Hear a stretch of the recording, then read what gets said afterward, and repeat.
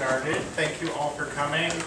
My name is Derek Addig. I am Director of Career Development in the Graduate College, which means essentially I run a career office that serves all grad students and postdocs on campus. I'm here today to talk a little bit about using LinkedIn. Essentially, we'll talk about building a profile, some features, some tips for different pieces of it, and then things you might do with LinkedIn once you have your profile fleshed out.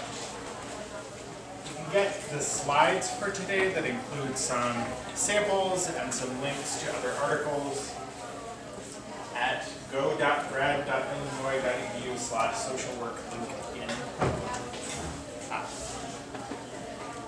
Pause there.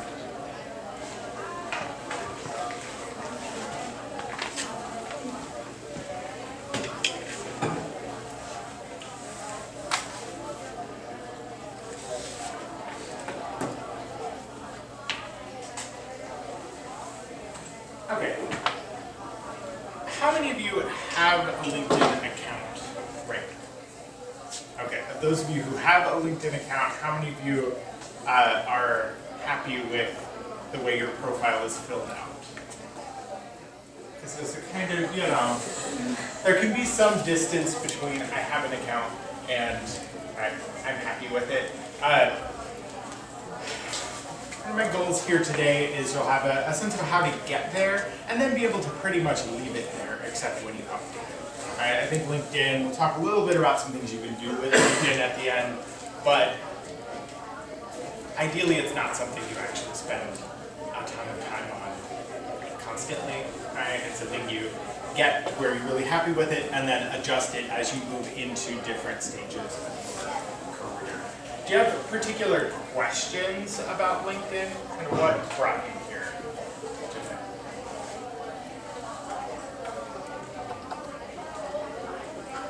Basically, I'm not sure if my profile's strong. I think it is, so I'm here just to hear what's going on and make sure. I think it looks good, but it's not for me, really. I'm trying to promote myself. Yeah.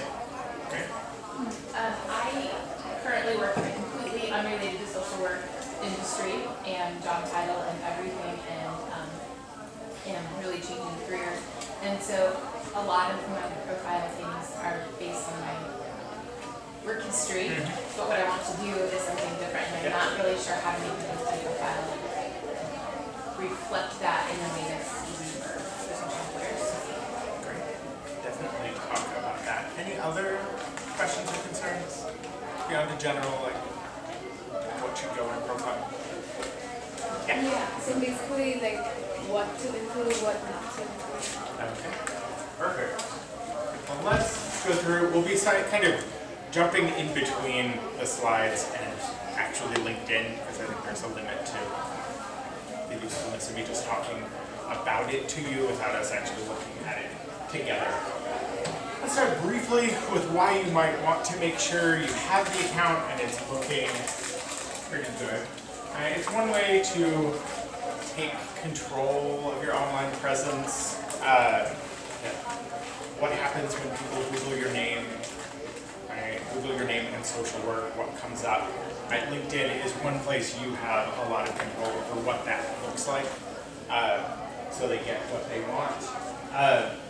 Transportation over here, the risk of not taking control of one's online persona is that others will create it for you. One version of that might be you have your LinkedIn account that just looks like you're in a different career than the one you want, and that people just assume that's who you are. Another version is if you can't find very much information, that can raise some questions. So hiring managers, survey of hiring managers, 52% use social media to research candidates. I think LinkedIn is a significant portion of that, thank goodness, but you might also consider other social media platforms you're on and making sure your privacy settings are such that maybe they can't use them. Research you. But 60% are looking for information that supports your qualifications for the job.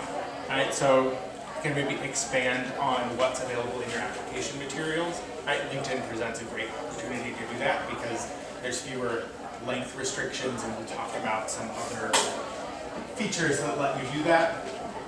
56% want to see if the candidate has a professional online persona. I think there's a lot going on in that if, right? There's first the question of, do they have an online persona that is not very professional is one, but also have they taken the time, have they bothered to present themselves in a professional way, particularly in any job that might involve communication in some way, and lots of jobs do, even if they aren't communications jobs.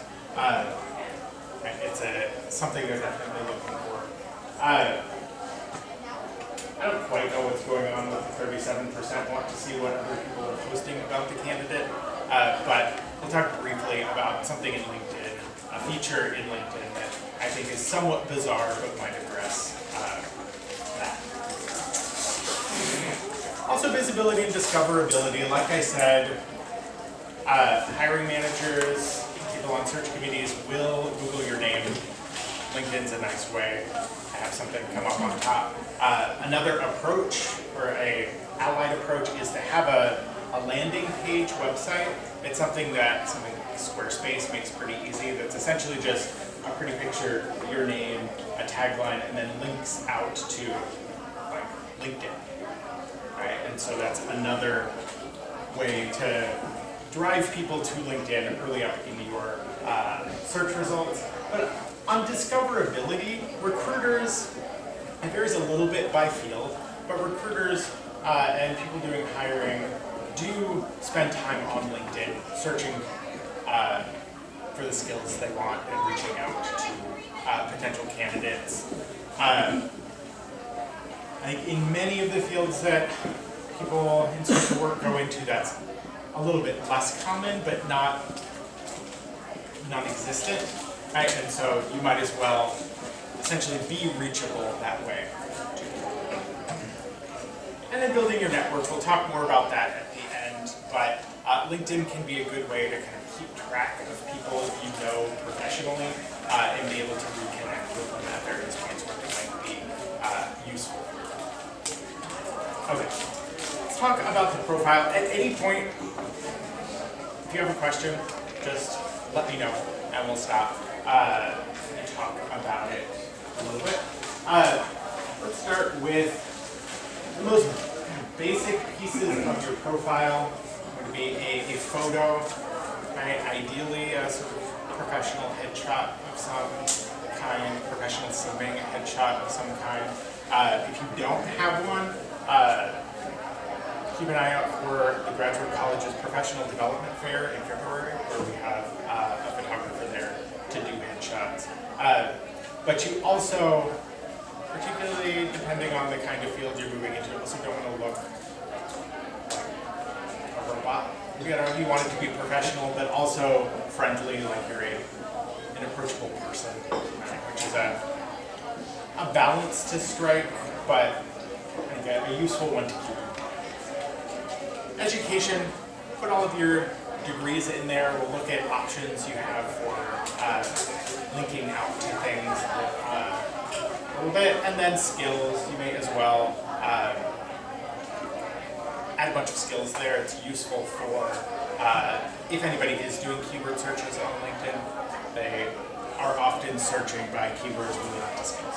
So that section is useful. It's not a particularly difficult one to fill out. You can decide whether or not you want people to be able to endorse your skills, and you can decide based on maybe how active your professional network is on LinkedIn whether or not to do that, right? So if you have lots of active colleagues on LinkedIn, you might go endorse them for some skills. It's a very reciprocal kind of thing. But if you think you might get one endorsement for a skill out of your list of 20 skills, maybe turn off that feature. So the headline. So the headline is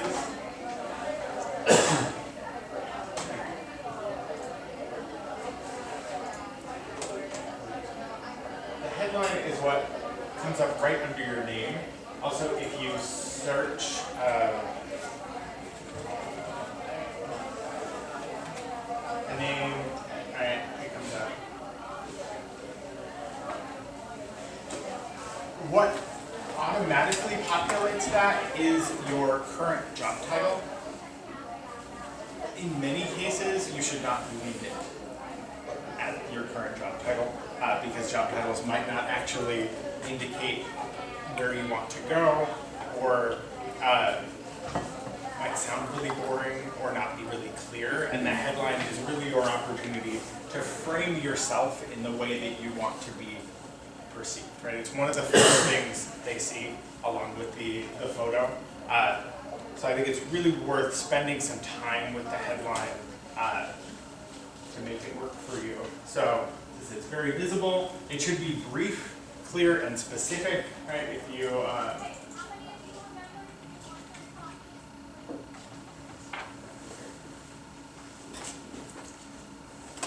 that's not a good example. So you can see Margaret Lenore Brennan there. Her headline is really long, right? Which could work as long as the most important stuff is early on, but in some of the formats, not very much of the headline shows up. So you want it to be nice and brief. Really dense with keywords that are going to matter to your audience, right? So what are they going to care about? What kind of words are going to jump out with that to them or align with where you want to go? And make sure those are really visible in the headline. I think it's often useful to use the headline to sort of not just describe where you are, but describe where you want to be headed. Describe yourself maybe in a way that is more about the trajectory. And we'll look at one way that could happen. Lots of words. So, some examples. So, Master of Social Work student, if you look at social work students here at the University of Illinois on LinkedIn, it is a very common headline. It's not a bad headline, but it is very present focused. Right? And in your field, the degree often really matters, right? But they're also not looking to hire a student. Right? They're looking to hire somebody with an MSW, but who specializes in a certain area or is passionate about something, right? And so, shift a little bit further. Some examples here. You can see a couple use the vertical line as a kind of separator. The first one is one I used to have. And for me, it was a matter of trying to capture essentially three different jobs I was doing simultaneously. And be kind of visible in a few different ways. Right? But down here, right, social worker, design thinker, educator, those are pretty closely related, but kind of framing what that person does in slightly different ways. You can use, so Lenore Matthew is Associate Expert of Evaluation at United Nations. Right? The job title contains some useful stuff there. Right? Expert is it's a nice job title. Right, evaluation in the United Nations, that's going to be pretty kind of visible, legible, makes sense to somebody who's searching it. Right? And if you are in a job you're not particularly interested in moving from right now, the job title could be useful. Yeah? So as students, how would you define Yeah, so, in a certain way, this first one, the social worker, design thinker, educator, the problem solver, speaker, and writer, that approach could, right? You could describe yourself in the terms of the career you want to have for yourself, right? So,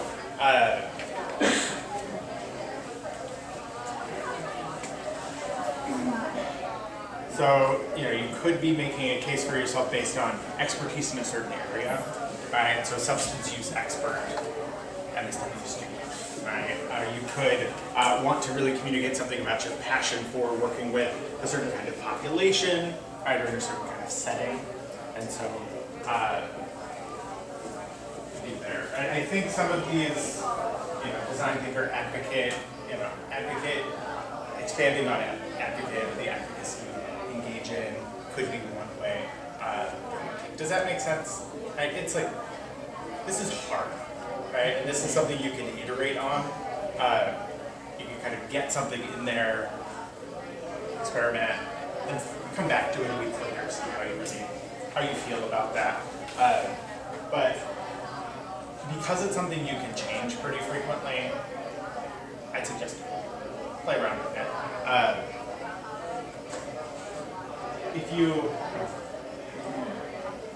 So one approach also is to start actually working on the summary on LinkedIn and then use that to kind of reverse engineer the headline.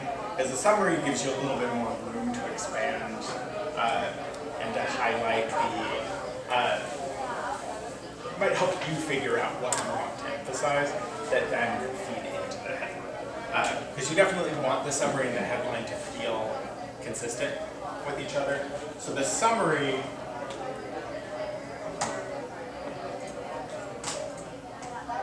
is this piece. So it's after the headline and all of this, which I don't think anybody actually looks at. It's one of the first things they see, right? But it is a little longer. So it gives you a chance to narrate yourself. We'll look at a couple of examples. So it's your chance to grab their attention, make them interested, and you want the tone to be professional but feel like you a little bit. So try to capture your voice in there and talk about things beyond just job duties or, a summary that just says, I am a Master's of Social Work student at the University of Illinois Urbana-Champaign, isn't adding anything they can't find elsewhere in your LinkedIn profile, right? But you say, I am passionate about making change in this area, and that's why I decided to get a Master's of Social Work at the University of Illinois. And in that program, I've learned skills A and B that are going to help me make that change. Right? That helps motivate why. Right? Or if you are making a career change in some way, the summary can be a nice place to kind of explain that in a positive, enthusiastic, forward-looking way. Right? Depending on if you're in a job search or not, how explicitly forward-looking you are might shift a little bit. If you are currently looking for a job and you're applying to a relatively narrow set of kind of jobs, right? You can describe that really clearly in the summary. If you're applying to a wider variety, you might think about what links them all together. So you're going to talk a little bit about what you have done, what you're doing now, what you want to do. It should be relatively short, I think around no more than like 200 words, usually, unless there's a very good reason. And you can include a call to action, right? So you'll see what that looks like, but how do you want people to connect with you? Why would you want them to connect with you? And how can they do that, whether internal or external to LinkedIn? So I'm not thrilled with mine. I change mine all the time, but we're throwing it up here as an example. So I direct a graduate student career development office that supports students as they build fulfilling careers during graduate school and beyond. I do that by working directly with students as well as with faculty, academic programs, and employers to make career exploration and planning a central part of the grad student experience. I'm always excited to talk about what I do and how we can collaborate. You can reach me at gmail.com. So my focus here at the audience I have in mind is primarily people working in graduate education in some way or another, and so I'm using that language to talk to them. If I was looking for a different kind of job, right, if I wanted to say move more into professional and career development in a corporate HR setting, for example, I would describe what I do very differently, right, as helping smart people figure out what they want to do with their lives and get the most out of it or something. Right? So this is going to shift. Your summary is likely to shift as your career goals shift and where you are, whether you're looking for a job or not. You can see the call to action here is pretty vague because I don't have a particular thing. There's Lenore again. Lenore is a program evaluation specialist and clinically trained social worker with expertise in social entrepreneurship and inclusive employment for women, young adults, and migrants. She's passionate about people, teamwork, and social justice, and has a talent for building cross-sector international collaborations. So you can see between these two, you take different approaches in whether it's first person or third person. I think it really doesn't matter. Whatever kind of works for you. I think often if you are looking for a job, first person works a little better because you can make a call to action feel a little bit more personal. But even here, Lenore's writing in the third person, but you get a sense of both expertise and passion. And there's relative specificity about what she's an expert in and what she's passionate about. You may or may not feel as specifically expert, but try to make it a little bit more than, I'm an expert in social. Right, so my PhD's in history, right? I wouldn't just say like, I'm a historian, right, if I was kind of using that. So focus in, but it could be you focus in not just on something really specific, but on a dynamic that is important to you, or has you've been working with across different settings. Right? It's nice if what you say in the summary connects in some way to what they'll see further down in the experience, which might mean if a lot of your experience isn't directly connected to what you want to do, including in that summary as you're kind of motivating that shift, something that does bring you in, right? What drove you into social work and is taking you? Here's another. If you give kids the web, they never stop learning. The web is open and tools affordable. It evens the playing field in education. For over 16 years, I've been working with organizations around the world to help them use technology to become more collaborative, creative, and innovative. I'm passionate about bringing the power of technology to K-12 education. If you're interested in learning how technology is helping transform education, I'd be happy to discuss studies, client successes, and share insights that can help your organization. So this person is probably interested in starting a kind of freelance consulting-y sort of practice. One thing I'll say, the over 16 years includes time as a K-12 teacher and as a graduate student, and interning and working on research groups and things like that, right? So it's not, this person has been working full-time in a one particular position for 16 years, but this is an example of looking back, identifying the pattern that is taking you in the direction you're moving in the future, and capturing that in a way that highlights the value of that path of experience.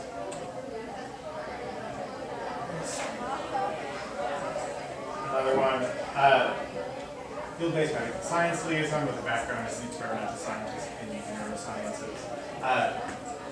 You can see there's some keywords in there, keywords in here in particular. See, I'm actively pursuing networking opportunities with others in the medical and pharmaceutical field, particularly in the Southeast and Midwest US. Right, that is written, it's a good one to kind of keep in your back pocket if you're in a full-time position in the future and might want to be moving but don't necessarily want your employer to know that you might want to be moving, because that covers a lot. Right, I want to network with you, right, for my current job, but also in the future. And then this person is suggesting connecting on LinkedIn or using a message. But you can also, as I do, have an email, because LinkedIn's internal messaging is ridiculous and cumbersome. And you may need to use it, but I would like to do my best to push people to contact you. Okay. So I recommend looking at lots of summaries in your field, and I'll show you at the end a way to by lots of people in your field whose LinkedIn profiles you can take a look at. But again, the summary is iterative. It can be as short as a sentence, right? If you're kind of not really sure what you want to say right now, you could probably capture something, I'm passionate about X and Y, right, in a sentence, get that in there, and then keep revisiting. Again, if you're in a active job search, draw on cover letters is actually a good place to get some language about kind of what your training and your experience is and where you want to go. This doesn't have to be written completely from scratch. If you're not yet job searching though, what you come up with for here could be really useful when you go to write a cover letter. But interesting, short, focus on sort of concrete what you have done, but also passions and motivations going forward. Okay, the experience sections, right? So,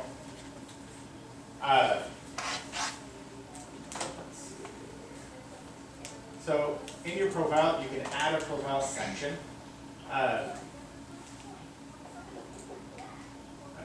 And under background, they change what they call things constantly.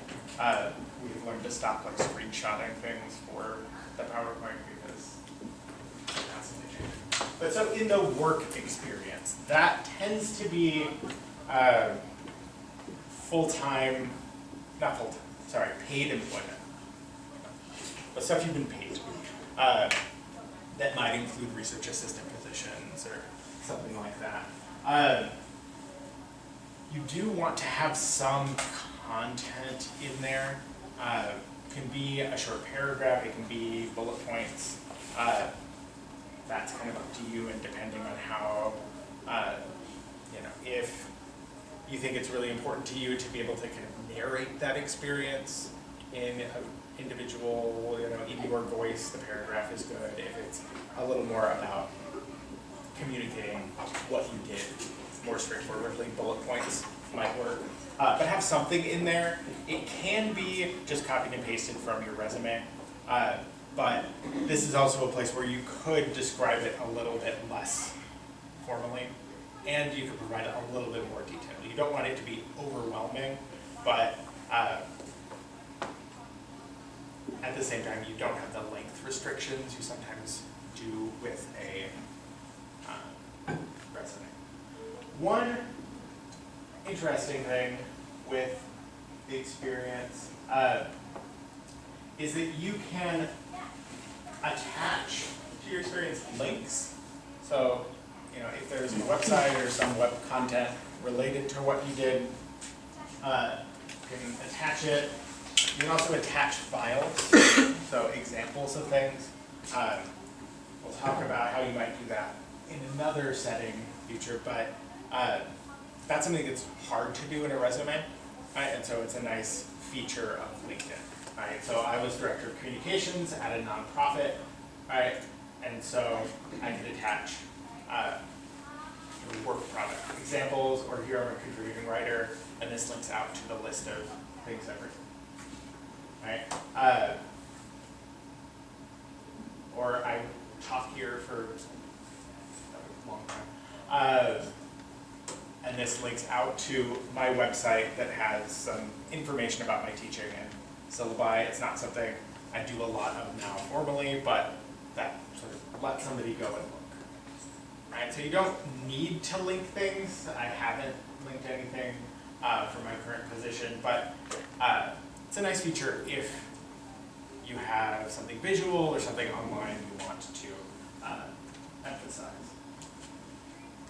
So you can, I said the work experience tends to be paid, but you can collapse everything together. They have two different sections called experience, which is the work experience, and then volunteer experience. For a lot of graduate students, the line between those is somewhat fuzzy, and you can collapse it all together. Particularly, actually, because of the way that they title this section experience. It's not making any particular claims. but it can be nice to indicate in the job title that it's a volunteer position. And I used to have all of mine together in one section, and so this position I called volunteer technical writer just to really highlight that it was volunteer and make it easier for somebody to distinguish that work, put it all together. So it's up to you based on what your experience looks like, whether you want to include it or not. So some other sections that can be useful. Here's that skills piece, where you can add skills.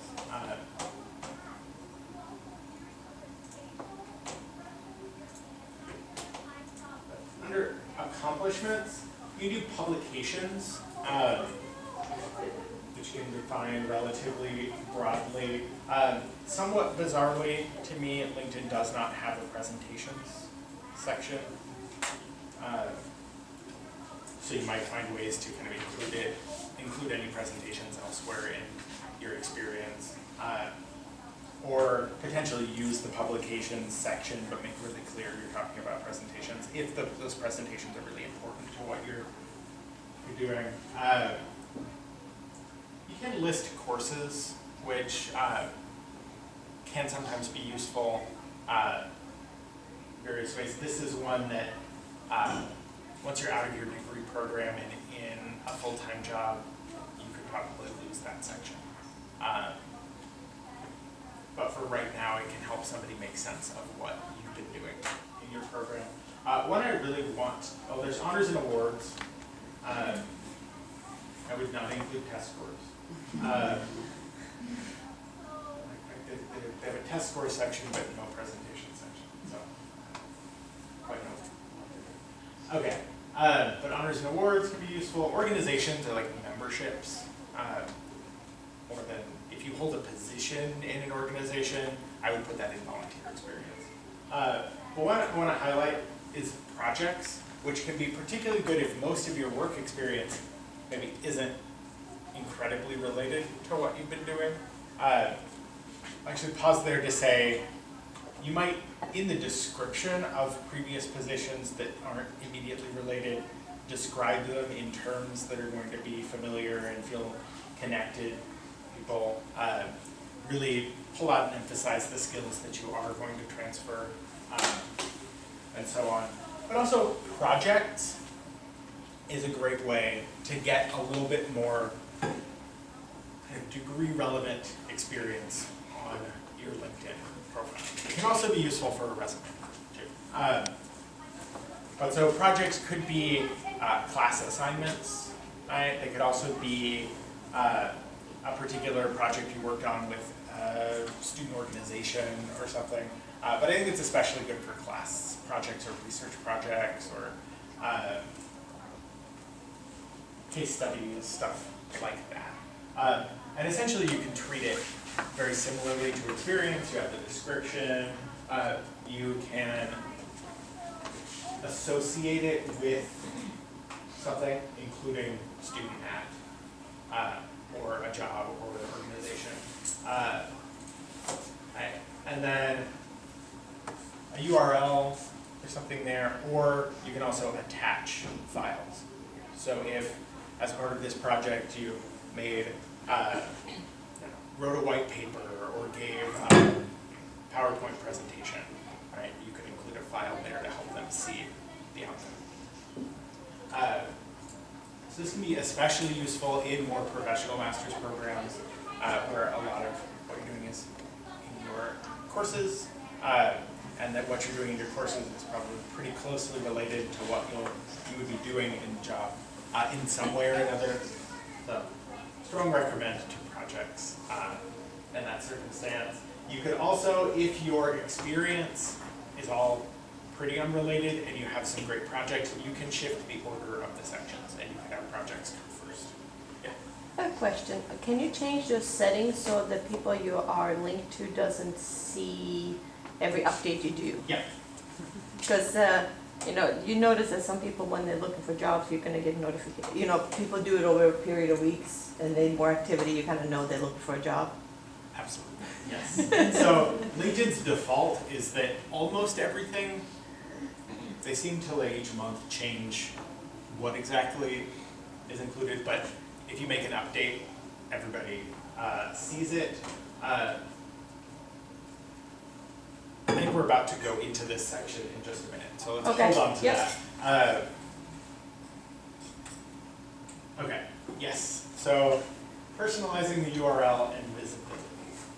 So up here, this edit public profile and URL, if you click on that, you see a sort of edit. This is how everything is going to appear to somebody from outside. So this is what profile looks like.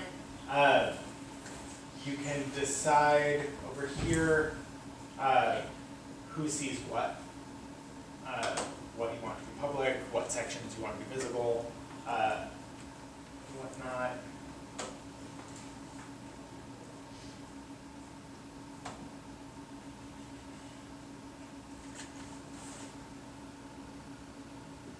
Derek, Yes. is this available with the free version? Like everything Yes. you're doing is the free Yeah. version? Yep, I have not paid. I, in most cases, think you probably shouldn't pay.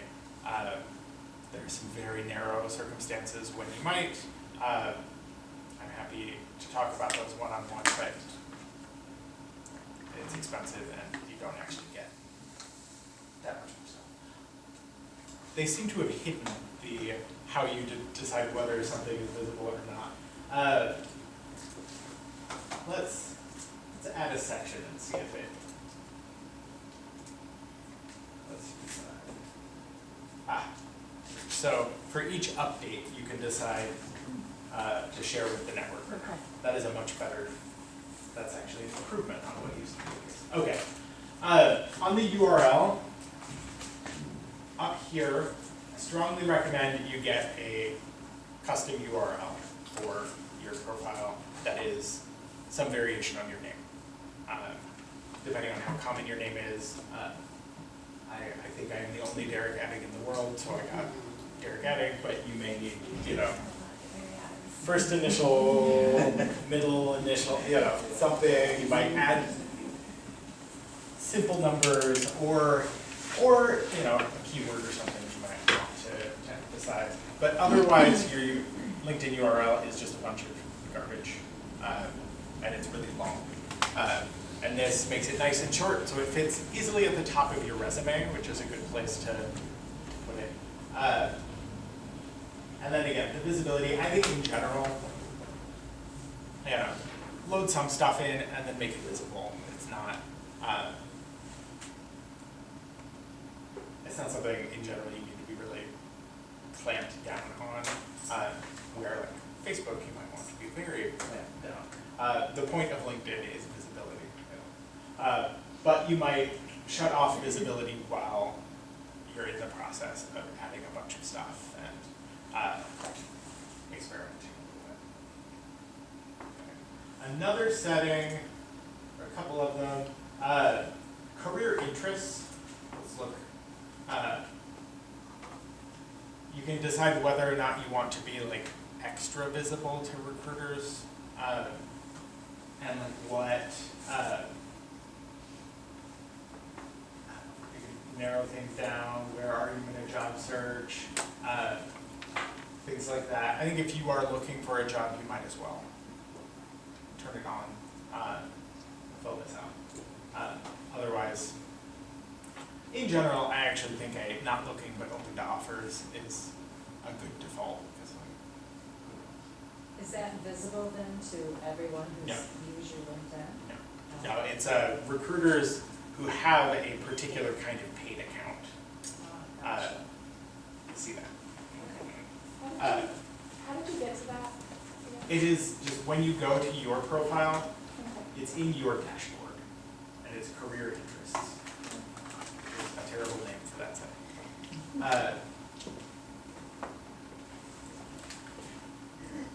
And they're kind of constantly coming up with new things in here. So, keep looking, but that one's been around for a little while. Okay.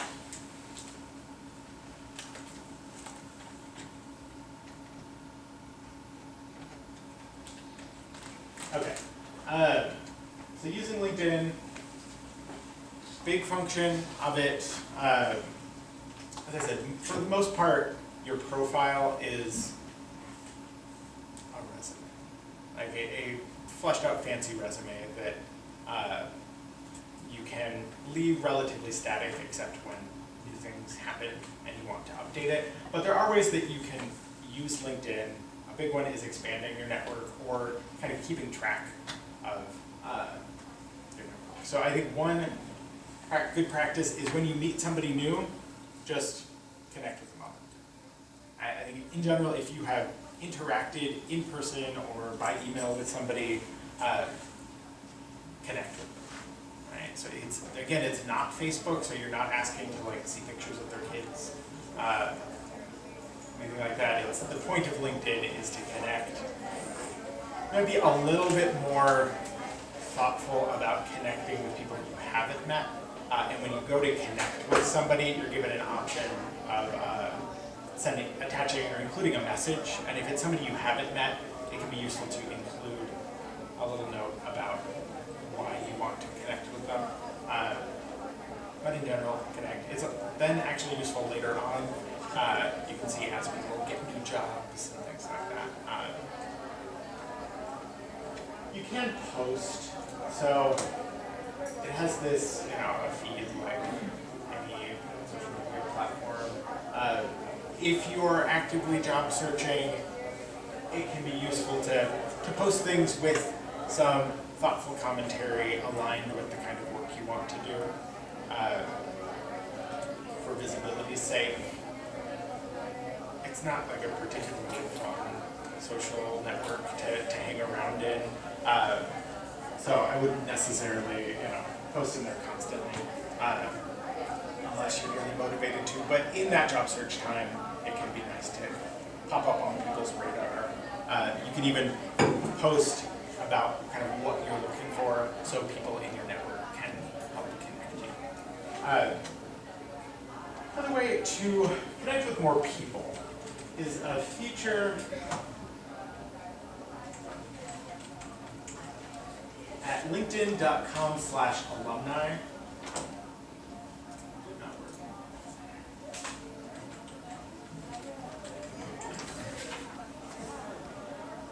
Okay. You go to linkedin.com/alumni and you're taken to essentially a database of everybody on LinkedIn with a degree from the University of Illinois. Right? So you can see it's 285,000 people right now. And then you can filter in lots of different ways. It's weird because it drops down here and then also it's here. What they studied can be interesting, or where they live if you're trying to kind of build a network in a particular place you want to live. This could help you identify people. So it's useful for identifying strangers you might want to reach out to and maybe do an informational interview. But it's also really good for the, oh, hey, I know that person. Right? We took some classes together and to connect on there and decide whether you want to kind of reactivate that connection. So you can also keyword search. So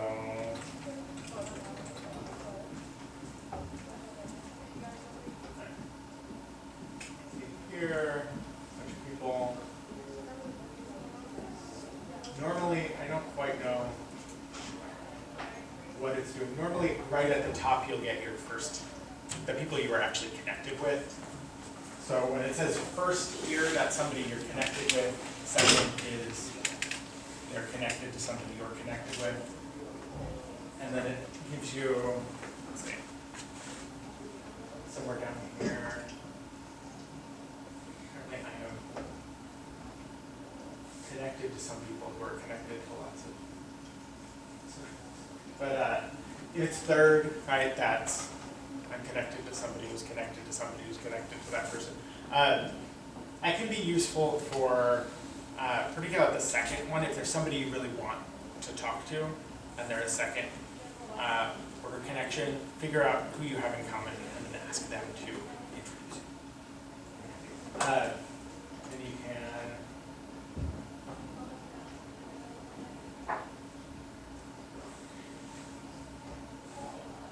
said they're changing things all the time.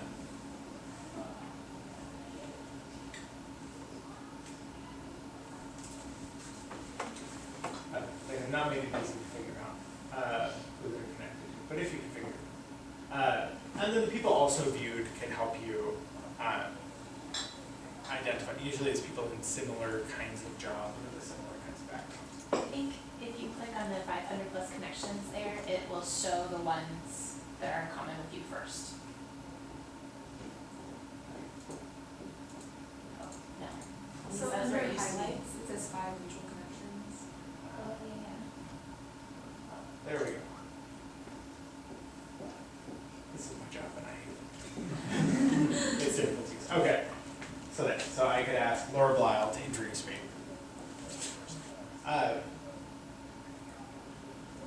So one other feature in your privacy settings to think about is,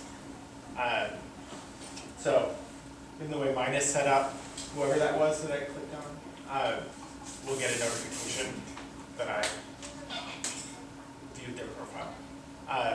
But you can also set it so that doesn't happen, but then you don't get notified when somebody views your profile. And it's slightly creepy, but not.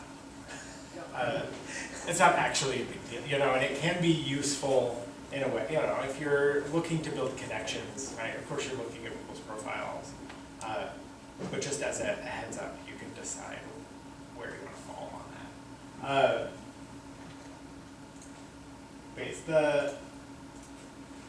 The alumni feature I think is really great. Another thing I'll point to is if you went somewhere else for a previous degree, you can toggle over there. And that can be useful for, particularly for that, oh yeah, I know that person.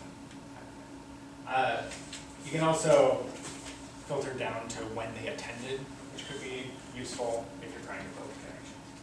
Okay, the job search, keep it updated, lots of keywords, all the things we've been saying so far. Beyond that, I think there's not a whole lot to do with LinkedIn. For most people, it's mostly a set it and forget it kind of thing. But make sure, again, you're keeping it updated. You never know when you might need to engage in a job search again. So I'll quickly talk a little bit about what our office can offer.